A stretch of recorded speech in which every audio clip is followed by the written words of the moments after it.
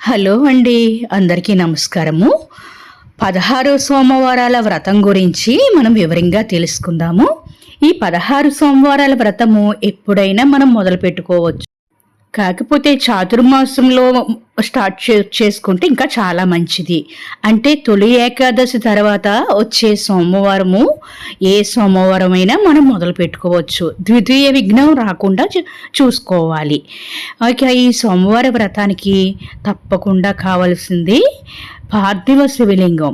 అంటే మనం మట్టితో మనమే స్వయంగా చిన్న శివలింగం చేసుకోవాలి. ఒక్కొక్క వారానికి ఒక్కొక్క శివలింగం. ఈ 16 సోమవారాలు 16 శివలింగాలకి పూజ అయ్యాక ఈ ఉద్యాపన చేసుకునే తర్వాత మనం ఎక్కడైనా ఒక నదిలో కానీ కాలువలో కానీ లేదంటే ఏదైనా పుణ్యక్షేత్రాలు వెళ్ళినప్పుడు అక్కడ ఆ నదుల్లో కానీ మనం ఈ పార్థివ శివలింగాల్ని మనం నిమజ్జనం చేసుకోవచ్చు.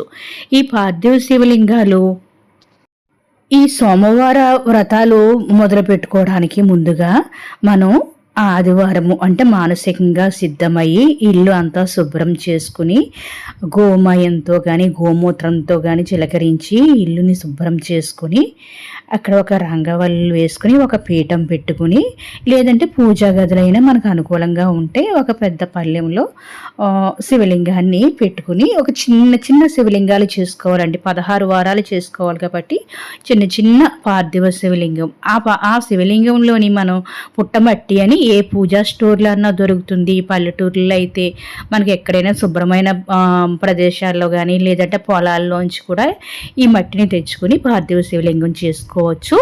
ఈ శివలింగం చేసుకునేటప్పుడు అందులో కొంచెం పసుపు, కొంచెం పచ్చకర్పూరము, మనకి వీలుంటే మనకు అందుబాటులో ఉంటే కాశీ గంగాజలం తెచ్చుకుంటాం కదా, అది కూడా వేసి మనం పార్థివ శివలింగము చేసుకోవచ్చు.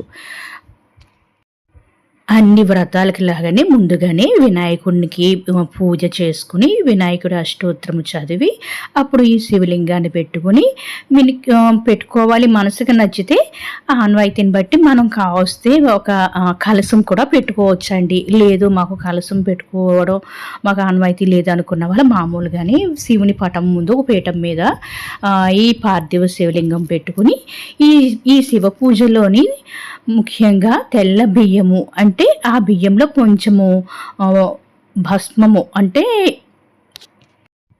విభూది కలుపుకుని మనం అక్షింతలుగా చేసుకోవాలి. ఈ శివ పూజకి తెల్లటి అంటే హరిద్ర అక్షింతలు కాకుండా తెల్లటి అక్షింతలు ఈ భస్మాన్ని కలుపుకొని విభూతిని కలుపుకొని శివ పూజకి సిద్ధం చేసుకోవాలి. ఈ 16 సోమవారాలు వ్రతం చేసేవారు ముఖ్యంగా ఆచరించవలసిన నియమం ఏమిటంటే ఆ వ్రతం చేసే రోజు ఆ రోజు సోమవారము మనము తినవచ్చు, ఎంతైనా తినవచ్చు. కాకపోతే ఉప్పు వేసిన పదార్థాలు ఏమి మనం స్వీకరించకూడదు.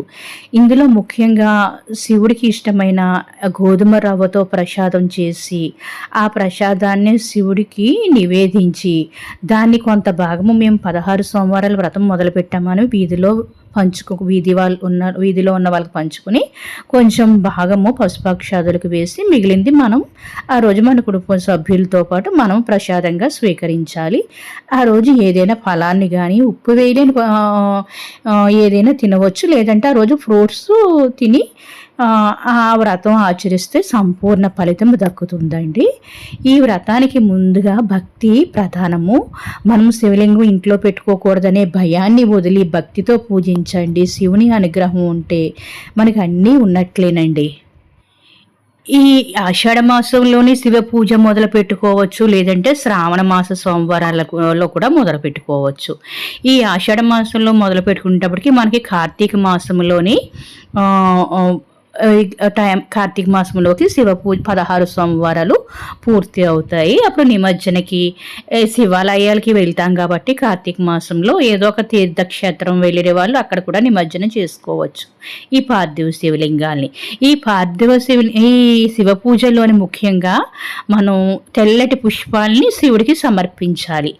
తెల్లటి పుష్పాలు అంటే శివుడికి చాలా ప్రీతి అన్నమాట. ఈ పూజలో ముఖ్యంగా బిల్వ దళాలు ఉండేలా చూసుకుంటే ఇంకా చాలా మంచిది. ఇప్పుడు బిల్వం ఒక కుండీల్లో కూడా పెంచుకోవచ్చు. ఇంకా మంచి ప్లేస్ ఉన్న వాళ్ళు ఆరు బయట కూడా ఈ బిల్వ వృక్షాన్ని పెంచుకోవచ్చండి. ఈ బిల్వ దళాలని శివునికి సమర్పిస్తే మనకి అష్టైశ్వర్యాలు మన సొంతం అవుతాయి. ఈ 16 సోమవారాల వ్రతము మొదలుపెట్టేవారు ముఖ్యంగా ద్వితీయ విఘ్నము రాకుండా చూసుకోవాలి. మధ్యలో నెలసరి అడ్డు వస్తే ఇక ఆ వారాన్ని వదిలిపెట్టి తర్వాత వారం కూడా మనం ఈ వ్రతాన్ని కొనసాగించవచ్చు. ద్వితీయ విఘ్నం రాకుండా మాత్రం తప్పకుండా చూసుకోవాలి. ఈ వ్రతం ఆచరించేటప్పుడు ముఖ్యంగా ఈ 16 సోమవారాలు వ్రతం ఆచరించేవారు పురుషులైనా స్త్రీలైనా అంటే సోమవారం వ్రతం చేసుకుంటాం కాబట్టి ఆదివారం నైటు సోమవారం నైటు దాంపత్య జీవితానికి ఆ రోజు దూరంగా ఉండాలండి. ఇలా ఉండడం వల్ల శివుని అనుగ్రహం సంపూర్ణంగా మన మీద ఉంటుంది. దాంపత్య జీవితం ఆచరించి పూజ చేస్తే మహా అపరాధం అన్నమాట, చాలా దోషం అవుతుంది. అందుకని ఈ ఒక్క ఆటి గమనించగలరు. ఈ సోమవార వ్రతానికి ఈ వినాయకుడి అష్టోత్తరం చదివి ఈ శివుణ్ణి పెట్టుకుని శివాష్టోత్తరము ఈ పూజ అంతా అయ్యాక ఒక కథ కూడా ఉంటుందండి. కాకపోతే ఈ కథ గూగుల్లో దొరుకుతుంది. నేను త్వరలోనే ఈ కథను కూడా అప్లోడ్ చేయడానికి నేను ప్రయత్నిస్తానండి. తప్పకుండా మీకు అందించగలుగుతాను. ఈ 16 సోమవారాల వ్రతము నేను ఈ నెలలో అంటే ఆషాఢ మాసంలో తొలి ఏకాదశి ఆదివారం అయ్యింది. సోమవారమే తొలి ఏకాదశి మరునాడు సోమవారం వచ్చింది. ఆ రోజు మొదలు పెట్టుకున్నాను. రేపు 2వ సోమవారం అవుతుందండి. ఈ వ్రతము ఆచరించడం వల్ల మానసికంగా చాలా ఆనందంగా చెప్పలేని దివ్య అనుభూతి కలుగుతుందండి. నేను ఆ రోజు ఉదయమే 5 గంటలకే లేచి తలస్నానం ఆచరించి ముఖ్యంగా ముందు సూర్య నమస్కారము మా డాబా మీదకి వెళ్ళి ఇలా సూర్యుని నమస్కరించుకుని సూర్యునికి ఆజ్యం సమర్పించి అంటే ఒక రాగి చెంబులో ఒక జలం తీసుకుని ఆ సూర్య మంత్రాల్ని చదువుతూ, లేదంటే ఆదిదేవ నమస్తుభ్యం ప్రసేదం మమ భాస్కర దివాకర నమస్తుభ్యం ప్రభాకర నమోస్తుతే అంటూ సూర్య భగవానికి ఆజ్యం సమర్పించి అప్పుడు నేను పూజా మందిరంలోని ఈ వ్రతాన్ని మొదలు పెట్టుకున్నానండి. ఈ శివ పూజలో మాత్రం తప్పకుండా గోధుమ రవ్వ బెల్లంతో చేసిన ఆ ప్రసాదాన్ని శివుడికి నైవేద్యంగా సమర్పించాలండి. అలా ఒక వారం అయ్యాక 2వ వారం మరలా 2వ పార్థివ లింగాన్ని చేసుకుని, మీకు వీలుంటే పెద్ద పళ్ళెంలో అయితే ఆ లింగాన్ని 2వ లింగాన్ని కూడా అలా పక్కన పెట్టుకోవచ్చు. లేదంటే ముందుగా చేసిన పార్థివ శివలింగాన్ని ఒక చిన్న డబ్బాలో భద్రపరచుకోవచ్చు. గాలి తగిలే చోట పెడితే అది ఏమన్నా ఒక తడి ఉన్న డ్రై అయ్యి అలా ఆరి ఉంటాయి. అప్పుడు మనం నిమజ్జనం చేసుకోవడానికి వీలుగా ఉంటాయి. అలాగా 16 సోమవారాల వ్రతానికి కూడా శివలింగాలు పెట్టుకునేలా వీలుంటే పెద్ద పళ్ళెం పెట్టుకుని అలా మనం పక్కనే అలా పేర్చుకుంటూ 16 సోమవారాలు వ్రతము పూర్తి చేసుకోవచ్చు. 16 సోమవారాలు అయ్యాక ఉద్యాపన అంటే మనం ఈ వ్రతంలో మనకు వీలుంటే ప్రతి వ్రతానికి మనం ఒక పండితుడిని పిలిచి చేసుకోవచ్చు. లేదంటే మనసుకు నచ్చినట్లుగా మనం చేసుకుని అక్కడ సమర్పించిన కలశం కింద ఉన్న బియ్యము, అక్కడ పెట్టిన తాంబూలంలో పెట్టిన చిల్లరి నాణాలు, ఇక ఈ 16 శివలింగాలు ఇవన్నీ నిమజ్జనం చేసే ముందు ఒక గుడికి తీసుకువెళ్ళి దగ్గరలో ఉన్న ఒక గుడికి ఆ పూజారి గారికి ఇలా 16 సోమవారాలు వ్రతం చేసుకున్నాము, ఉద్యాపన ఇవ్వడానికి వచ్చానంటే ఆయన విధానం చెప్తారు. ఆయనకి అలా స్వయం పాకం దానం ఇచ్చుకొని ఆ శివలింగాన్ని మనం మళ్ళీ తెచ్చుకొని మనం ఎక్కడైనా నిమజ్జనం చేసుకోవచ్చండి. ఇది ఈ వ్రత విధానము. ఈ వ్రతంలో తప్పకుండా శివుడికి బెల్లంతో చేసిన గోధుమ రవ్వ పాయసము నైవేద్యంగా సమర్పించాలి. అంతేకాకుండా ఆ రోజు ఉప్పు వేయని పదార్థాలు మాత్రమే ఈ వ్రతం ఆచరించే వాళ్ళు భుజించాలి. ఉపవాసం అనేది ఏం అక్కర్లేదు. మనం మనసుకు ఎలా నచ్చితే ఓపిక ఉంటే ఉపవాసం ఉండవచ్చు. లేదంటే ఆ రోజు ఈ ప్రసాదం మాత్రమే తినాలి. ఇక ఫ్రూట్స్ తినవచ్చండి. తర్వాత ఈ పూజకు తప్పకుండా మారేడు దళాలు ఉంటే ఇంకా చాలా శ్రేష్టము. తెల్లటి పుష్పాలు మాత్రమే వినియోగించాలి. తెల్లటి అక్షింతలు మాత్రమే శివ పూజకు. 16 సోమవారాల వ్రతం ఆచరించాలనే వాళ్ళకి ఒక ధర్మ సందేహం వస్తుంది. మన ఇంట్లో శివలింగం ఉంది కదా, ఇక ఈ పుట్టమ్మనతో శివలింగం ఎందుకు అనుకుంటారు. మన ఇంటిలో ఎన్ని శివలింగాలు ఉన్నానండి, మనం మాత్రం ఈ వ్రతానికి పార్థివలింగమే పెట్టుకోవాలి. అంతేకాకుండా ఈ పూజ చేయడం వల్ల ఫలితం ఏమిటి అనుకుంటారు.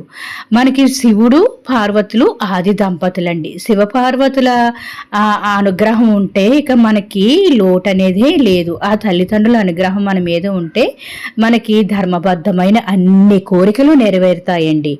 అంతేకాకుండా శివపార్వతులుని పూజించడం వలన అనారోగ్యంతో ఉన్న వాళ్ళకి మంచి ఆరోగ్యం చేకూరుతుంది. భార్యాభర్తల మధ్య ఏమన్నా చికాకులు ఉంటే అవి కూడా తొలగిపోతాయి. పిల్లల చదువుల్లో చాలా ఆటంకాలు వస్తుంటాయి. పిల్లలు చదవట్లేదని బాధపడేవారు ఈ వ్రతం ఆచరించడం వల్ల పిల్లలు అన్ని రంగాల్లోనే చాలా ప్రథమ స్థానంలో ఉంటారు. అంతేకాకుండా కుటుంబంలోని చికాకులు తొలగిపోయి చాలా ఆనందంగా ఉండే భాగ్యము ఈ వ్రతం ఆచరించడం వల్ల తప్పకుండా మనకి ప్రయోజనం కలుగుతుంది. ఈ వ్రతం ఆచరించేవారు తప్పకుండా పాటించవలసిన నియమములు. ఈ వ్రతం మేము చేశామని మీకు తెలుసున్న వాళ్ళందరికీ ఈ వ్రత విధానము, ఈ వ్రత మహత్యము అందరికీ తెలిసేలాగా తెలియచెప్పండి. దానివల్ల మీకు ఇంకా విశేషమైన ఫలితము మీ సొంతం అవుతుందండి. న్యాయబద్ధమైన ధర్మబద్ధమైన ఎటువంటి కోరికలనైనా నెరవేర్చే వ్రతము ఈ 16 సోమవారాల వ్రతము. ఈ చాతుర్మాసంలో చేసుకోవడం వల్ల దీని ఫలితము మరింత అఖండ ఐశ్వర్యము, అఖండ భాగ్యము, అఖండ సౌభాగ్యము చేకూరుతుందన్నమాట. ఈ 16 సోమవారాల వ్రతము ఆచరించడం వల్ల తప్పకుండా మీరు చేయడానికి ట్రై చేయండి. మనం చాలా అట్టహాసంగా చెయ్యాలి అనే కాదు, మనం మనసుకు నచ్చినట్లుగా సింపుల్గా చేసుకోవచ్చు. ఉన్నవాళ్ళు అట్టహాసంగాను చేసుకోవచ్చు. ఎలా అయినా శివుడు నెత్తి మీద చెంబుడు నీళ్లు పోస్తేనే మనకి ఎన్నో వరాలు జల్లు కురిపిస్తాడు ఆ మహాదేవుడు. అటువంటి శివ పూజని మనం ఈ చాతుర్మాసంలో చేసుకోవడం వల్ల చాలా విశేషమైన ఫలితము లభిస్తుంది. ఈ వ్రతాలకి నేను ఇంట్లో శివలింగాన్ని పెట్టుకున్నాను. వీటి కోసం కుండీలో ఒక మారేడు మొక్కని పెంచుకుంటున్నాను. అంతేకాకుండా మాకు బయట రోడ్డు మీద కొంచెం ప్లేస్ ఉంది, అక్కడ ఒక మారేడు చెట్టుని కూడా పెంచుతున్నామండి. ఇలా మారేడు చెట్టుని పెంచి ఆ పూజలో ఆ మారేడు దళాలు మనం పూజకు ఉపయోగించడం వల్ల మనకి అఖండ ఐశ్వర్యము, ఆనందము అన్నీ మన సొంతం అవుతాయి. శివుడి అనుగ్రహం ఉంటే ముఖ్యంగా ఆరోగ్యమే మహాభాగ్యము. ఎన్నో లాభాలు చేకూర్చే వ్రతాన్ని మనం చేసుకుని అందరికీ తెలిసేలాగా మనం ప్రచారం చేద్దాం. ఈ వీడియో మీకు నచ్చితే please like, subscribe. Thank you for watching.